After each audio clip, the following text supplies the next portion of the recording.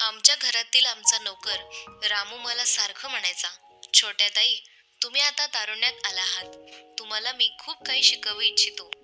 तेव्हा मी रामूचा हेतू समजले नव्हते. परंतु एके दिवशी माझ्या खोलीत येऊन तो माझ्या रूमची खिडकी पुसत होता. खिडकी पुसत असताना रामूचा पाय घसरला आणि तो जोरात खाली आपटला. म्हणून मीही त्याला माझ्या बेडवर बसवलं. तसं त्याने मला लगेच त्याच्या पायाला क्रीम लावायला सांगितली. मी जसंच त्याच्या जवळ गेले, त्याच्या पायाला क्रीम लावायला, तसंच त्याने मला त्याच्या जवळ ओढलं आणि तो म्हणाला, छोट्या ताई, तुम्हाला बघताच माझ्या मनात नको त्या भावना निर्माण होतात. तुम्हाला मी तुमच्या आयुष्यातला पहिला अनुभव द्यायला तयार आहे. त्याचे ते बोलणं ऐकून मी एकदम नजर फिरवली. माझा होकार येण्याआधीच रामूने जोराने माझं नाव निकिता. आज मी तुम्हाला आमच्या घरातील नौकर म्हणजेच रामू व माझी कहाणी तुम्हाला शेअर करणार आहे. बघता बघता रामूला आमच्या घरात काम करून अवघे 6 महिने पूर्ण झाले होते. तो त्याच्या कामामध्ये अगदीच परफेक्ट होता.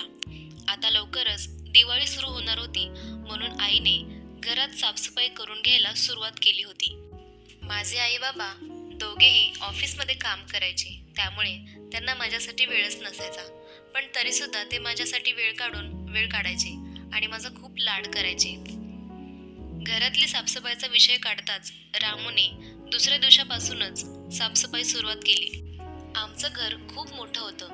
पूर्ण घराची स्वच्छता करणं रामूला परवडणारं नव्हतं. त्यामुळे तो येताना त्याच्या बहिणीच्या मुलीला सोबत घेऊन यायचा, म्हणजे त्याला काम करताना थोडी मदत होईल. आणि बाबांना सर्दी खोकला झाल्यामुळे त्यांची काही दिवसांची सुट्टी होती.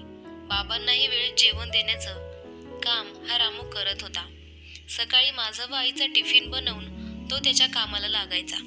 10 दिवसांच्या आतच रामूने घर अगदी चक्काचक करून टाकलं होतं. त्याच्या कामावर खुश होऊन माझ्या आईने त्याला बोनसही दिला.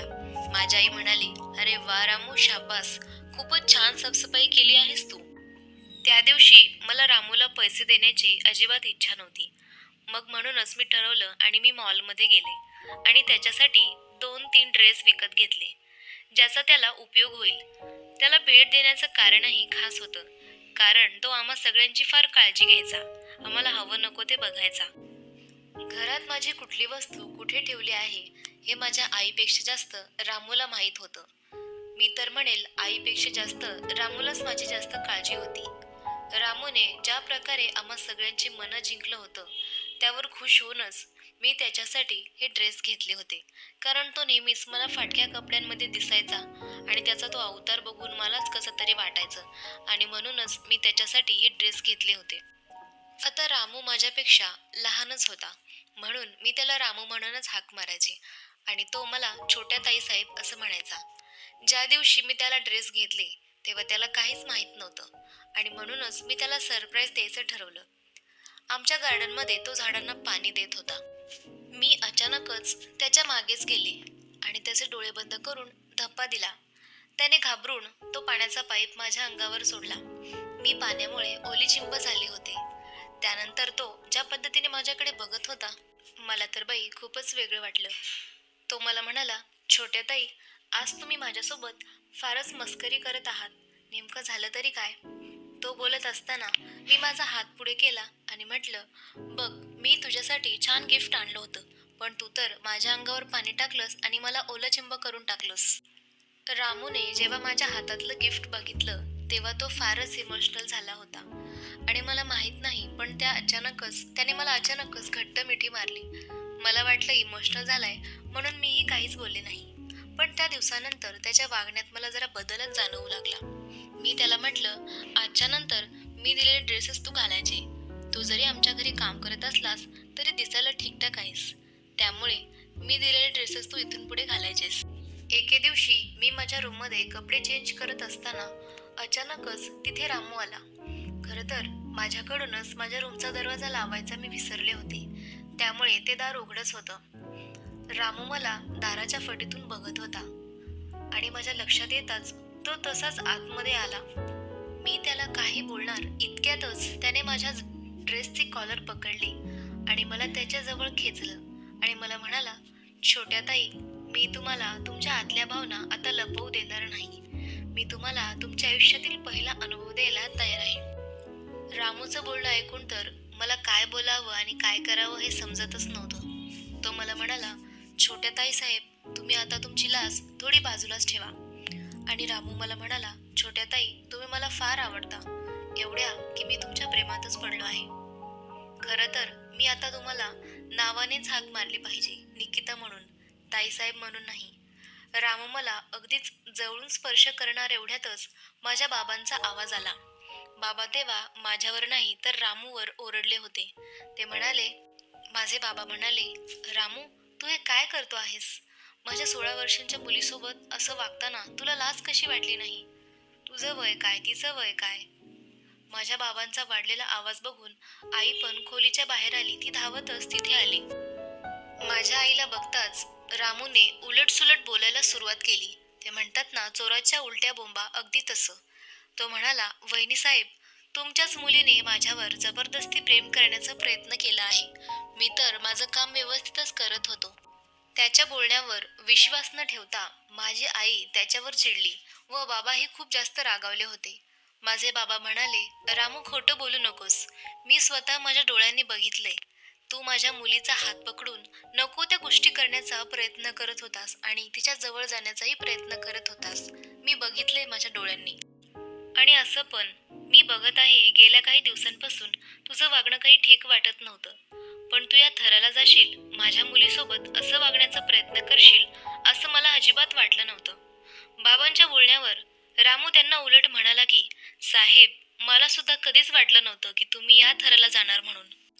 अहो साहेब, आता जे मी करत होतो तसंच काहीसं तुम्ही काही दिवसांपूर्वी माझ्या बहिणीच्या मुलीसोबत, म्हणजेच माझ्या भाचीसोबत, माझी भाची होती आणि ती तर 10च वर्षांची होती.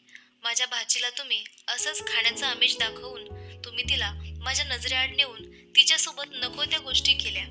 गेले काही दिवसांपासून माझी बहीण सांगत होती की तिच्या मुलीच्या पोटात खूप दुखत आहे. म्हणून मी सांगितलं, तिला चांगल्या डॉक्टरांकडे घेऊन जा, चांगल्या हॉस्पिटलमध्ये घेऊन जा. जेव्हा डॉक्टरांकडे तिची तपासणी केली तेव्हा आमच्यासमोर एक धक्कादायक बातमी समोर आली. माझ्या भाचीचं जेव्हा चेकअप केलं तेव्हा समजलं की ती गरोदर आहे म्हणून. आणि ही गोष्ट ऐकून तर आम्हाला एकदम धक्काच बसला होता. तुम्ही केलेल्या नीच कामाचे माझ्या भाचीच्या बालमनावर खूप वाईट परिणाम झाले आहेत. माझ्या भाचीसोबत त्या घाणेरड्या गोष्टी कोणी केल्यात हे जेव्हा मला समजलं तेव्हाच मी तुमचा बदला घेण्याचं ठरवलं. जेव्हा तुमच्या मुलीवर गोष्ट आली तर तुम्ही मला खोटं ठरवू लागलात. मी तर फक्त नाटक करत होतो, परंतु तुम्ही तर एका 10 वर्षाच्या मुलीसोबत जे काही कृत्य केलं, जे तुम्ही माझ्या भाचीसोबत केलं, त्याचं काय? तेव्हा एक वेळ आईला व मला रामूवर विश्वास बसत नव्हता. आम्हाला वाटलं तो खोटंच बोलत आहे. ज्या प्रकारे त्याने मला फसवण्याचा प्रयत्न केला त्यावरून मी त्यालाच खोटं समजत होते. जेव्हा रामू म्हणाला, तुमच्या मुलीने माझ्यावर जबरदस्ती करण्याचा प्रयत्न केला, याची माझ्याकडे व्हिडिओ क्लिप आहे. माझ्या खोलीत त्याने अगोदरच त्याचा मोबाईल व्हिडिओ रेकॉर्डिंगसाठी ठेवला होता. तो व्हिडिओ आईबाबांना दाखवत रामू म्हणाला, आता तुमच्या मुलीला मी आयुष्यभरासाठी जेलमध्ये पाठवणार आहे. जेव्हा डोळ्यासमोर तुमची मुलगी नसेल तेव्हा तुमची अक्कल ठिकाणावर येईल. रामूचे हे शब्द ऐकताच बाबांनी सगळं खरं बोलायला सुरुवात केली. रामूच्या पायाशी पडून ते म्हणाले, रामू, मला माफ कर, मी चुकलो. पण आता माझ्या मुलीला नको त्या गोष्टीमध्ये अडकवू नकोस. यात तिची काहीही चूक नाही. बाबांनी त्यांच्या नीच कृत्याची कबुली दिली. ते ऐकून आईलाही त्यांच्यावर राग आला. बाबांनी रामूला पैसे देऊन इथून निघून जा असं म्हणाले, पण रामूला हवा होता तो न्याय. बाबा म्हणाले, निकिता आमचं आयुष्य आहे. ती नसेल तर आम्ही कोणासाठी जगायचं? हे बघ रामू, मी तुला भरपूर पैसे देतो, तू इथून निघून जा. माझ्या आईने जराही विचार न करता सरळ बाबांच्या कानाखाली वाजवली. आईने रामूचं समर्थन केलं. बाबांनी खूप चुकीचं केलं होतं.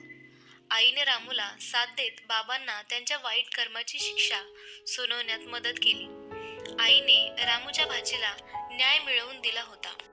त्या दिवशी माझ्या मनात बाबांविषयी जेवढा द्वेष निर्माण झाला होता तेवढाच माझ्या आईबद्दल माझ्या मनात आदर निर्माण झाला होता. एका स्त्रीने एका स्त्रीला मदत करून स्त्री शक्तीचा जागर केला होता. आणि मंडळी, अशा प्रकारे आपली ही गोष्ट इथेच संपते. कशी वाटली कमेंटमध्ये नक्की सांगा. आवडली असेल तर व्हिडिओला लाईक आणि चॅनलला सबस्क्राईब करायला विसरू नका. भेटूयात पुढच्या गोष्टीमध्ये. तोपर्यंत टेक केअर.